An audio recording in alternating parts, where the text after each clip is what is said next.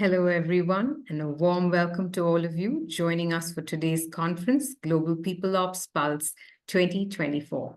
My name is Anjali Joseph Martin. I have the pleasure of being your host this session.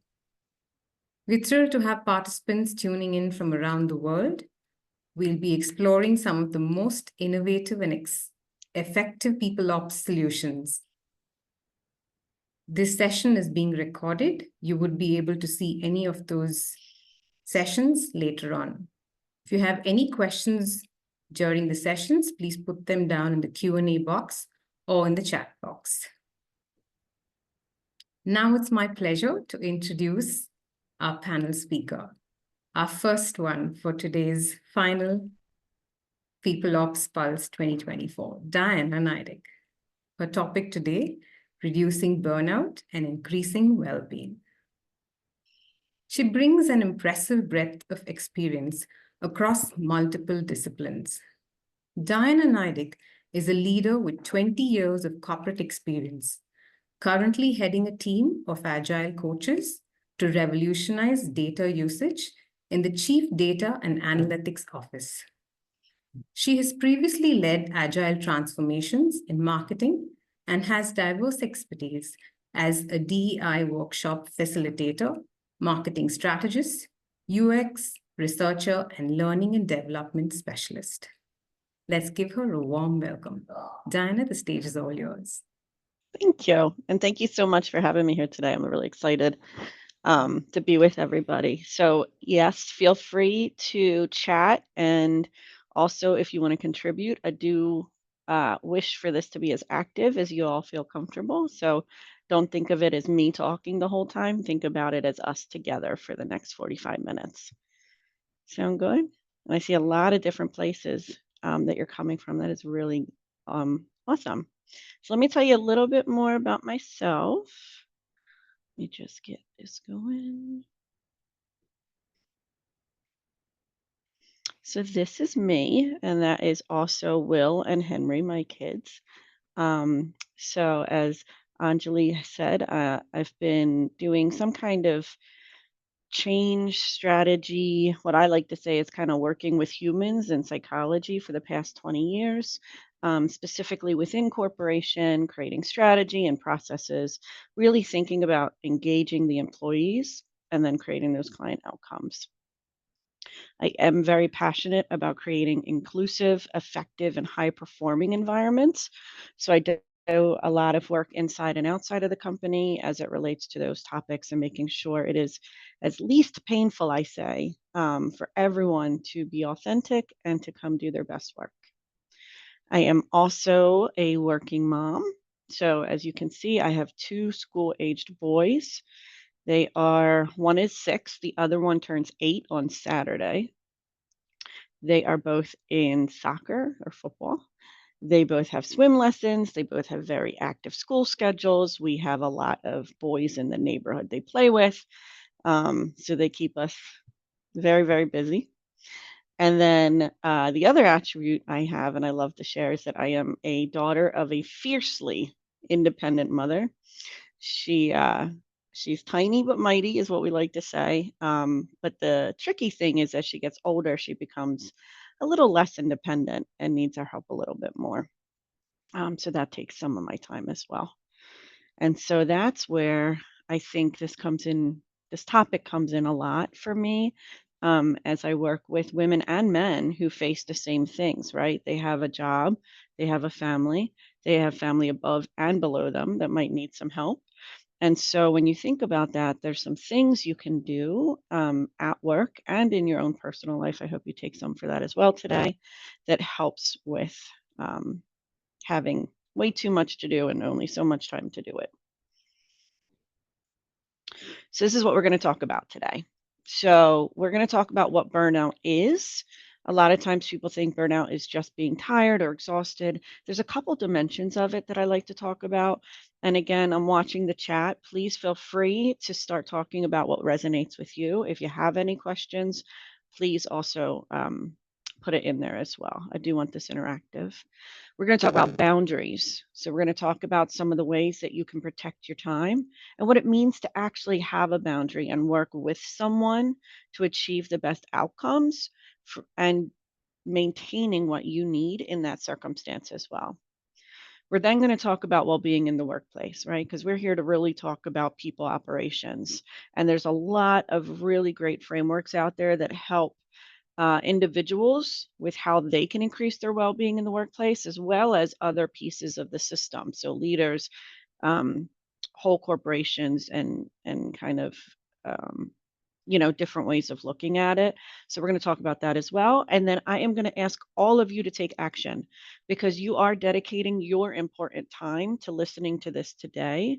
So let's make sure you get what you need out of it and you know what you're going to use going out and kind of ending it today. And so that's what we're going to do. So let's do it. So what is burnout? So, burnout is the emotional and physical exhaustion when we feel that we do not have control over things that cause us stress or frustration. And so, I want to be very specific, right? Everyone has too much to do.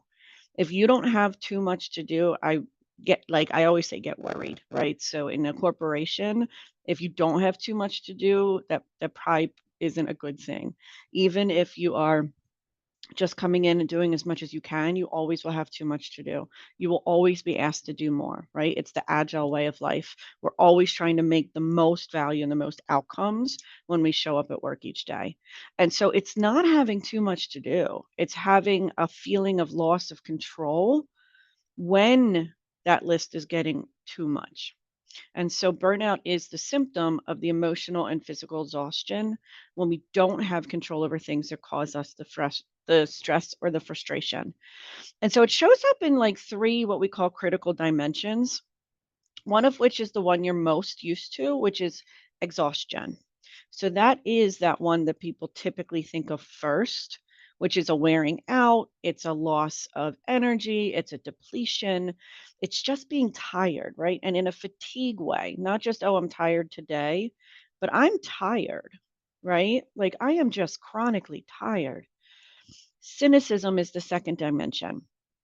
This is a negative attitude towards clients. It's a loss of idealism. It is a withdrawal from your professional obligations. This is the one that people don't think of the most. And I will tell you, when I started this research, this is the one that actually resonated with me the most. Where I wasn't necessarily like, I had really young kids when I started doing this. They were, I think, like 4 and 6 or 3 and 5, but they were younger. So the idea of being exhausted was just a part of life. So I wasn't thinking I was burnout because of anything listed here or being out of control. I just thought because I had young kids. And when you have young kids, you don't really get the sleep you need. So when I started doing the research, I noticed that cynicism was the way that my burnout was showing up. So I started being cranky. I started thinking my clients, as a coach back then, my clients were like the people that just they didn't understand stuff, right? I'm sure none of us have thought that before. And then the final one is inefficiency. So it's harder to be productive. You are less motivated and your resilience goes down. So I'd love to ask you guys a little bit. Again, feel free to come off, feel free to put in chat. What are your reactions to the different dimensions that you see up here?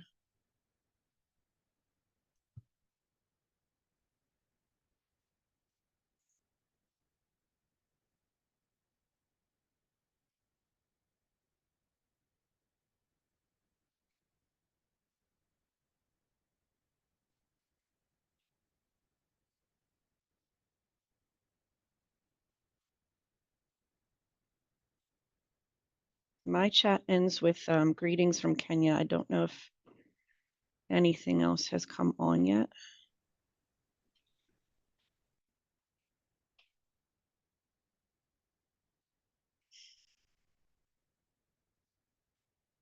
Okay. Well, self-reflect. Oh, there's one. Thank you, Lucas. I believe when I get close to burnout, I get really inefficient. Like I know my abilities get lower. Yes, Absolutely. Because your brain can't relax, right? And your brain can't brainstorm and do all those fabulous things we learn about that the brain can do when it's in a state of flow, when it's a state of synergy, any kind of word you want to attach to it, that goes out the window. So abilities and like the efficiency of connecting things and getting it done comes out. Ellen, yes, cynicism is huge. I really think that is the one. If there's one takeaway from the definition slide, that's the one that sneaks up the quickest and also isn't connected as much to the idea of burnout. So thank you. All right, we'll keep going. And again, keep those thoughts coming. I really want it to be about you guys. I'm just here to facilitate the conversation. So let's talk about what boundaries are. So a lot of times boundaries become a conversation of, I'm not doing this. I'm not helping here. I need boundaries. I'm putting a hard wall up at 5 p.m. and I'm walking out no matter what. I am taking my lunch for an hour and so be it. Boundaries are not barriers. So that's the one big thing I'd love to take away today. Barriers cut off that communication and negotiation. It says to everybody that you're not on the same team. So, on the other hand, with a boundary, you can stand on your side of a boundary and then have a conversation. You can shake hands over the line. You can come over and help in a pinch, and you should, right? Because they're fluid. Um, Boundaries are in the service of working together and not avoiding each other. And it's in that idea of when I have my boundary, I can do my best work because I can give my full energy to whatever needs it at this time. So we'll talk about that more.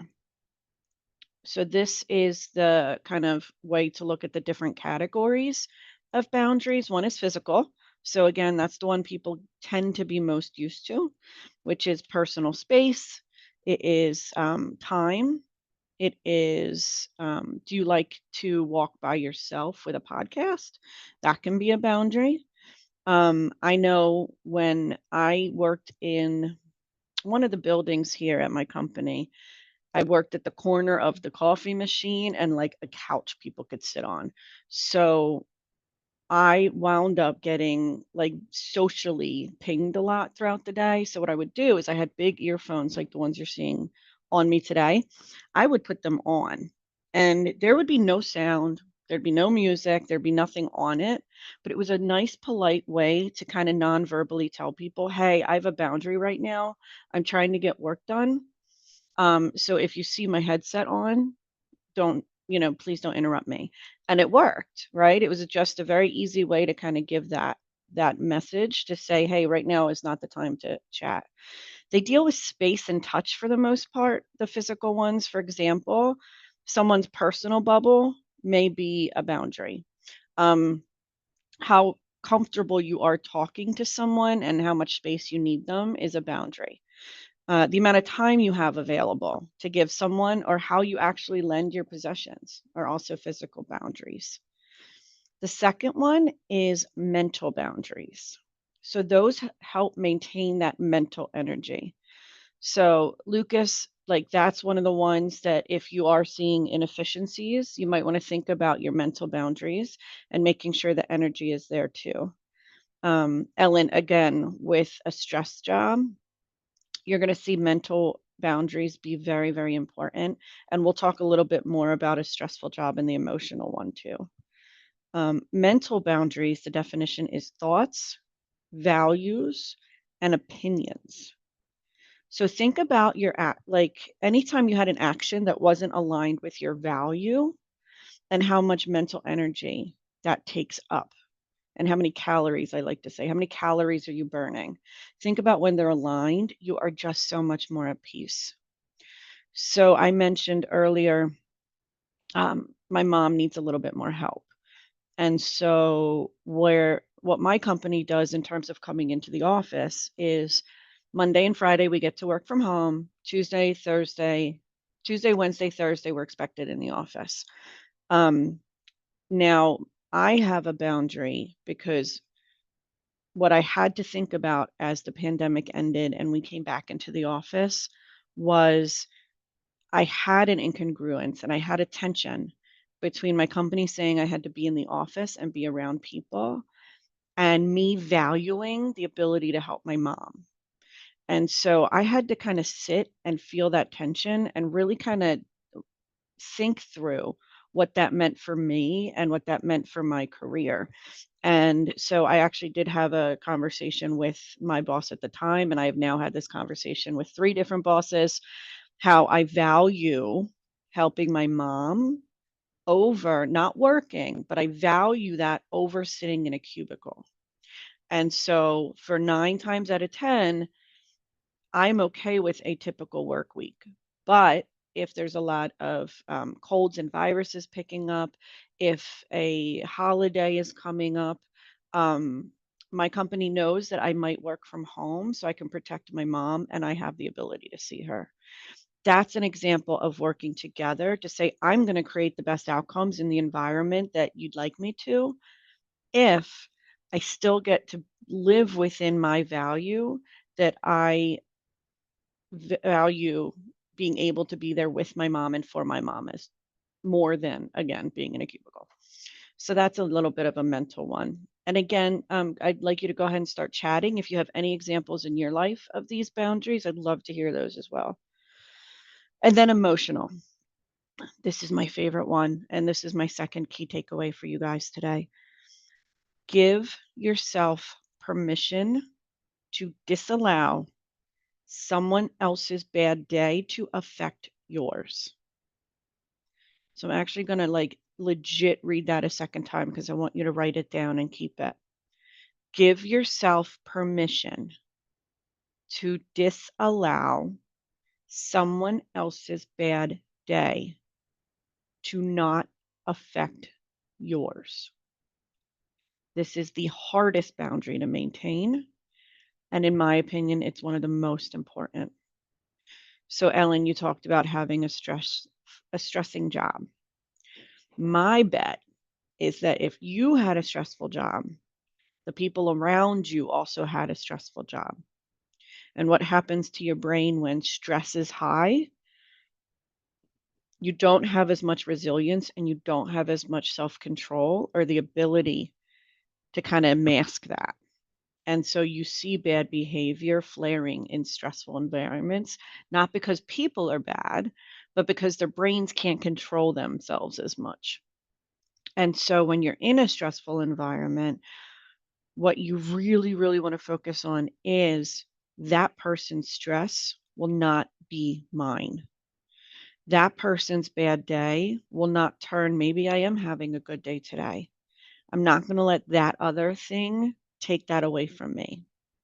Maybe you have a coworker that's just cranky.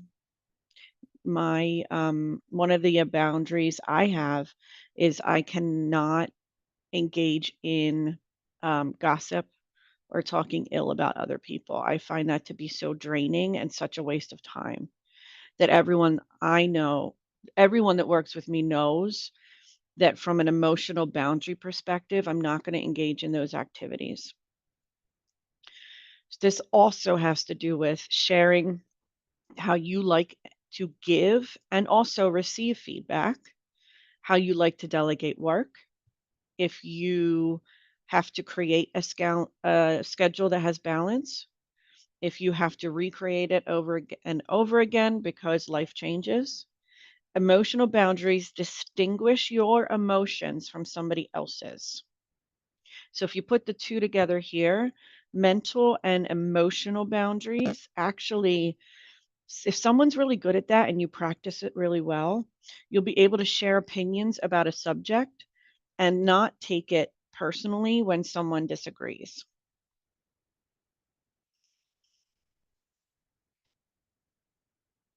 Yeah. So I think it's Jennifer might be your first name. Sometimes it's difficult to achieve this, especially when you have a direct contact with the person having a bad day. They may sometimes drop statements or act in a way that make you have a bad day too. 100%. It is so hard to let that bounce off of you. You really do. I think we're all just ingrained One, to have empathy and compassion for the person having a bad day. We want to understand, we want to make it better, and that draws us emotionally into those circumstances. It is very, very difficult. And I will tell you, I have been practicing this one, I'm pretty sure every day as a people leader, as a employee myself. I have been at the company for a very long time, so I have a lot of personal relationships. It's very hard to do then. Let me tell you, when my husband's mad, I cannot distinguish his emotions from mine. I teach this for 3 years now, and I'll be darned. That one itself, when my husband's mad, guess what? I'm mad, and I'm now mad at him because 'cause I'm mad. It just that one I can't do. So if you guys have tips on the spousal emotional boundary, please share today. Um, it is hard, but it is something I want you to, again, sit with, is what I like to say. I want you to really think about when someone's dragging you down, have that moment to say, wait, should I go on this path with them? Because sometimes the answer is yes. Sometimes the answer is no. And we have to be cognizant of that difference. Okay. So keep sharing your boundaries, keep sharing in chat. Really, thank you. BZ, because I'm going to mess up your name too bad. I understand that another person's stress does not need to emotionally impact us 100%. And I'm glad that it makes sense. So boundaries are personal. So the next thing to think about is my boundaries are not going to be your boundaries. Um, you may have a son named Will and Henry. We did go with very popular names in my house, but are they my Will and Henry? No. Um, you have a mom. Is it my mom? No. Um, everyone has different things they grew up with. We have a lot of people from around the world. Your culture comes into what boundaries you want. My culture tends to be a little bit more private. Other cultures are not. So that's going to influence it. They're very, very personal. And that's why you have to, one, give yourself permission. Give yourself permission when they look like others and when they don't. The second one is you have to know your limits. I've given this workshop and people have said, oh, I'm easy breezy. I don't need to have boundaries. And you might be that person. You might feel very good about getting a lot done and not kind of putting very specific caps or weightings or however it makes sense to you to do it. That's okay. I've coached people who spend 60 hours working and they have a goal of 5 hours learning on the weekends. And the only thing I ask in that circumstance is when you say yes, no, always understand what you're saying no to. So if you're saying yes, I will work 60 hours a week because that's what the culture is. That's what my career goal is going to take. Anything you want to put in there, that's okay. But you do need to have the conversation with yourself with what are you not doing to do that. And if you're comfortable with that answer, then cool, green light. If it feels funny, if it feels like you are neglecting something else, sit with that. Sit with that and think about what a different balance might look like. Pay attention to your feelings. Your gut will help you know what your boundaries are. My gut says I leave here on time to get my kids off the bus because I leave early and it's really important to me to have that afternoon time with my kids. But that also means I frankly don't care if I pick my mobile phone back up when they go to bed and I clear out my chats and I clear out my inbox and I have a conversation. Just last night, I had a conversation with my boss at 8 p.m. on chat because both of us had the time at that time. That's okay. Some people will never do that. They will not chat with their boss at 8 o'clock at night to get something done. Some people are very comfortable with that. You have to pay attention to where your feelings are on the spectrum and then consider your environment, right? Some boundaries, again, I choose to work at this company. I love the company I work for. But if they decided that the way I proposed my boundaries for helping my mom didn't work for them, then that was a different conversation or different outcome we would have to talk about. So my environment here says that I'll be in the office 3 days a week, and I say, okay, unless something with my mom dictates otherwise. And we have come to an agreement on that. If the environment here was different and they were, for example, more kind of strict about it, I would just need a different contract with a different employer to make sure my values were still aligned. And so that's what that one's kind of getting to. Boundaries have to be within the context in which you work. If you work in a high demanding job and that's not congruent with your values, then that's something you have to sit with and figure out what the right line is. Yep. Lucas, I see. Um, oh, yeah, BZ. Yep. So when someone with authority has bad days, that can affect negatively the people. Yep. Yep. Absolutely. If anyone has any tips on when your boss has a bad day or when authority has a bad day, that's a really tricky spot too. Um, helping Lucas, I see that you're helping someone. Um, and it's, yeah, emotional and unstable. Yeah. Yeah. And it's tough, right? Because those things are draining. Whether you can put up some boundaries, it's impossible to turn all of that off. So it sounds like when you stopped helping, you did set up your boundary that that wasn't going to be something on your plate.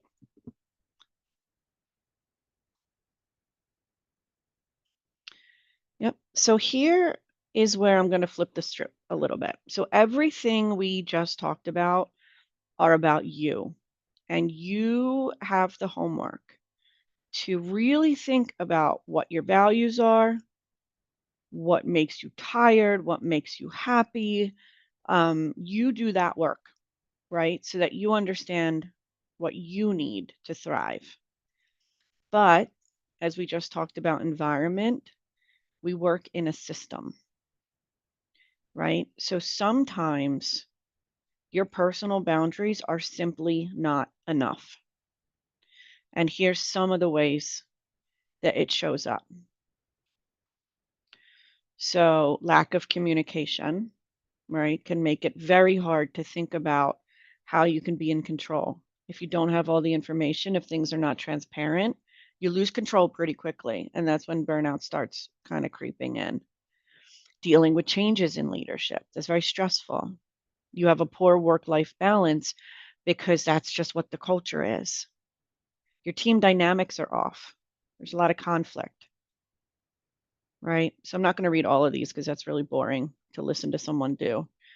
But here's some of the things that show up that it's very hard. It's very hard to maintain personal boundaries when the environment around you has a lot of things that kind of knock them off balance.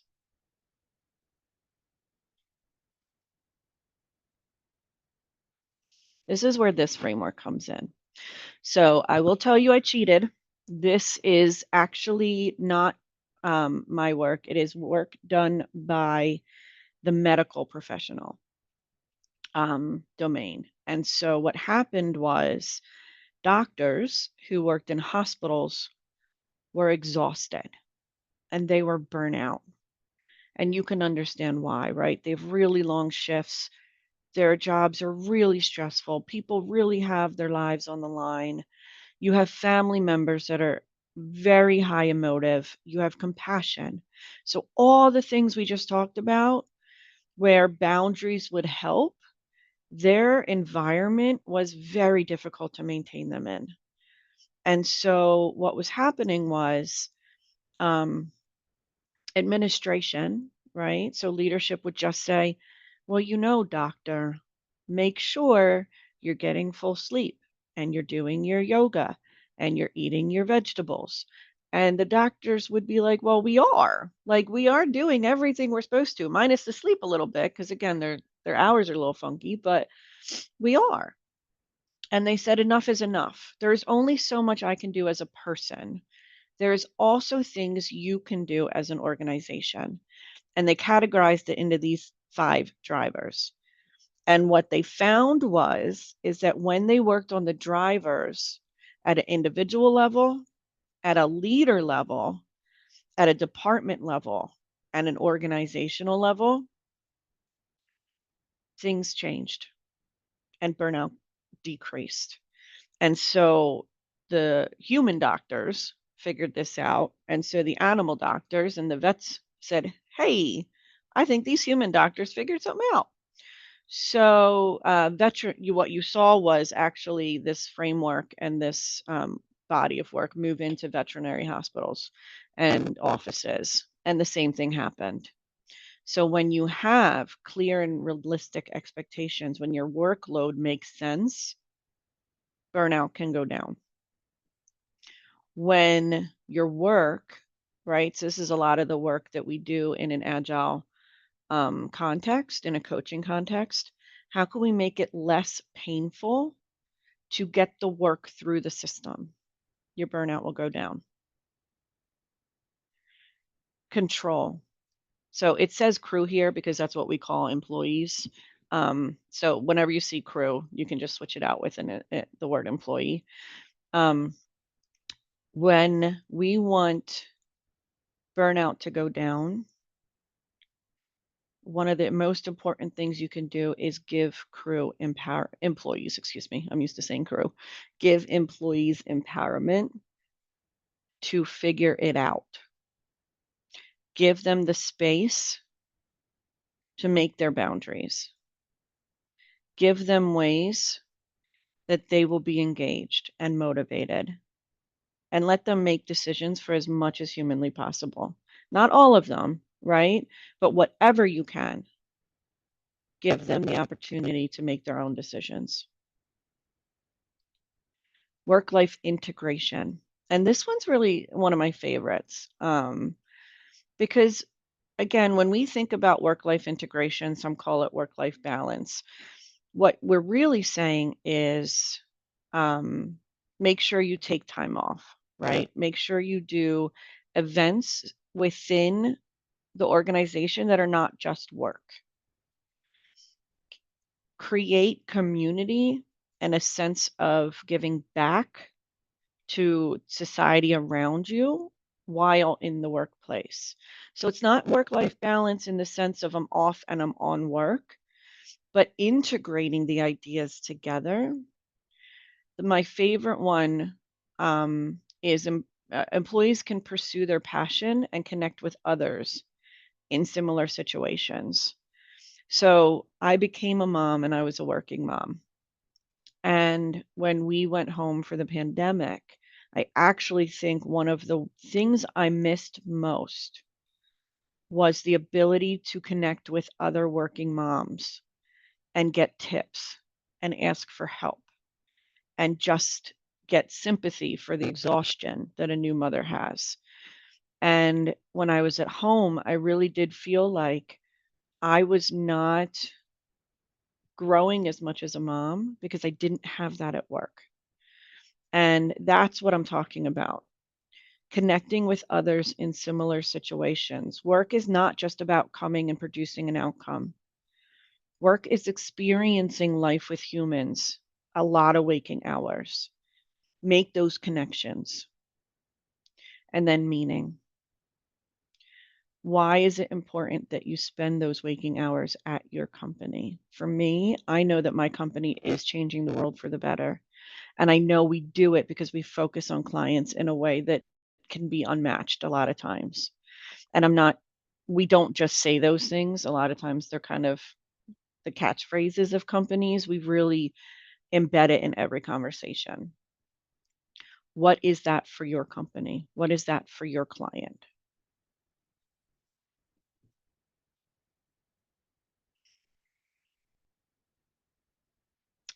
This is a terrible slide with an even worse title that I don't understand. I moved it like 8 times. Please take a screenshot. Let me see. I'm going to try and fix that slide one more time because that'll drive me crazy for you. Please take a screenshot if you're able, because I want you to keep this. And again, for those working at the conference, please be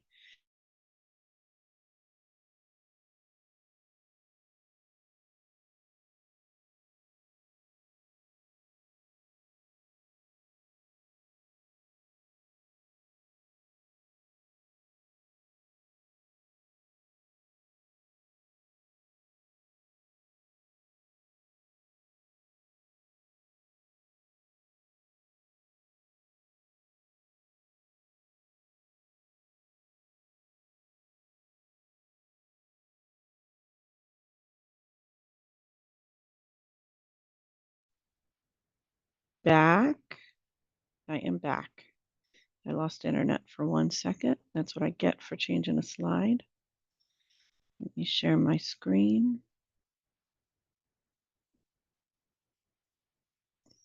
And we should be back in business. Does everything look okay?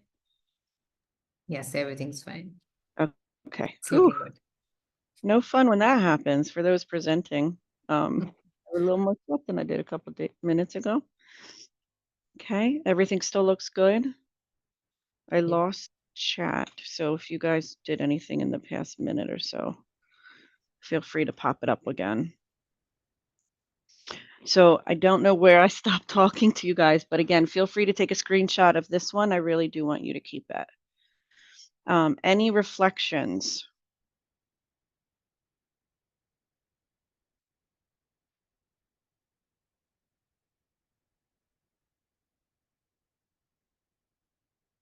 While you're typing reflections, again, I think that my system might be a little bit slow, so I'm going to keep talking through it, but please share what you're thinking. A key takeaway, again, I think this is the third one I really want you to take. So there's so many things we can do to improve well-being in a workplace, but that's only if we really think about how each level of the organization can support it. So when I facilitate this in a longer workshop setting, and again, feel free to steal and leverage whatever you want today, I actually make people think about it. Where do they go um, on a spectrum of like low to high for each of the columns? So how does workload feel? How does workload efficiency feel? How much control do you guys think you have? And then I ask them what would make it better. And before even showing anything in here, I ask them what would make it better. And then I actually share and I make them categorize it. Is that something an individual can do? Is that something a leader can do? Is that something a department can do? Or is that something an organization actually has to do? What you find is you can find the culture of accountability pretty quickly when that happens. Some teams say, "Oh, we can do it all." And you have to kind of talk about, well, sometimes the system has to help you. And sometimes a team will go the opposite and say, we can't do anything. The organization has to fix all of our problems. And then you have the opposite coaching effect of you are in control of some of these things. And then let's pick apart where in the organization can also help you. So,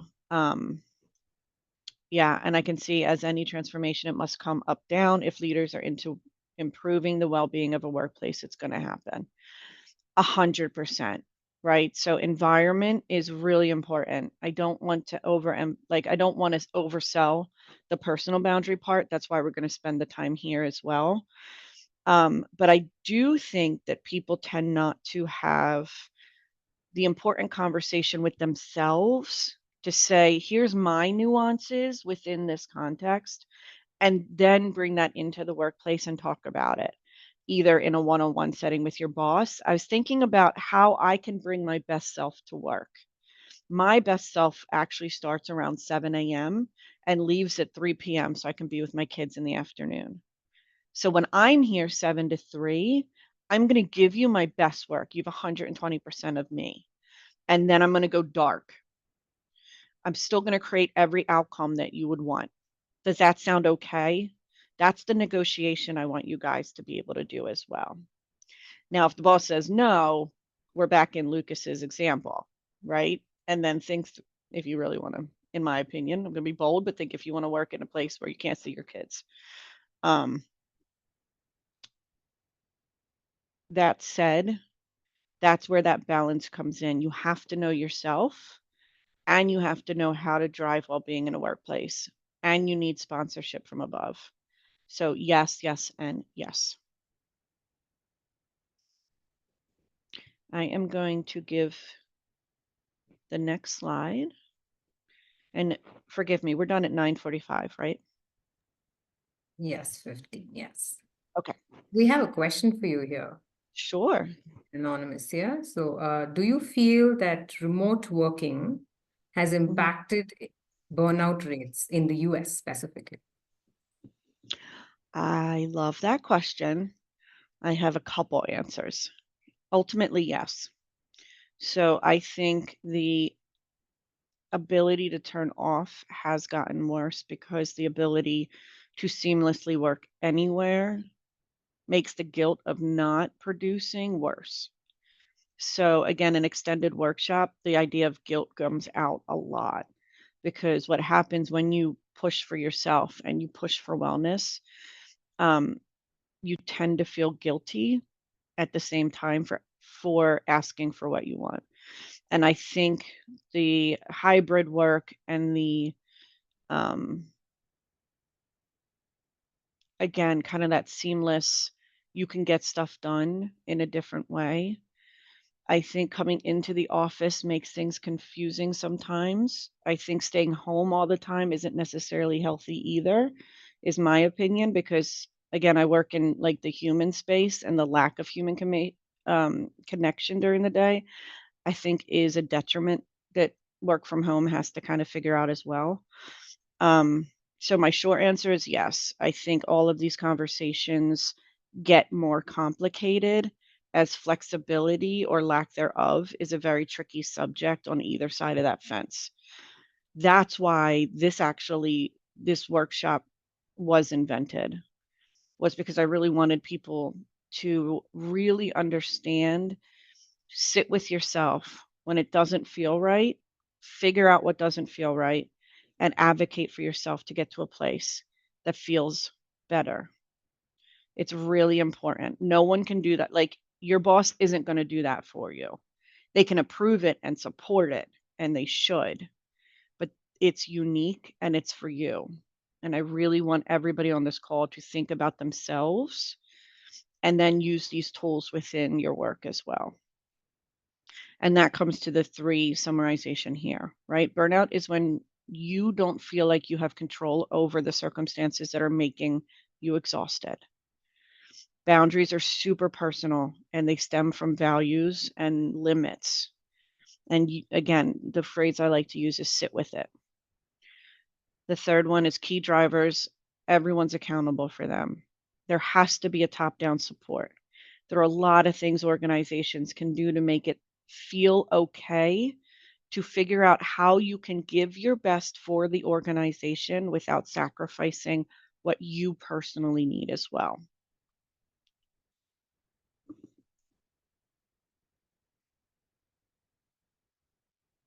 And then here's my homework because I told you there's no way I'm going to talk for 45 minutes. You gave me so much of your valuable time. These are the 3 questions I'd like you to take home with you. Think through. Let me know you have my information. Let me know if you want to talk about them. Let me know if I can help you stay accountable for them. Anything that you need to make these happen, I am here for you. We're now friends. You see my face and you have my information. So please, please, please, what are you going to do so that you can thrive? What are you going to do so that those in your company or your clients and your customers, however role you're playing in this webinar today? And then how are you going to use this to influence others? So how are you going to share?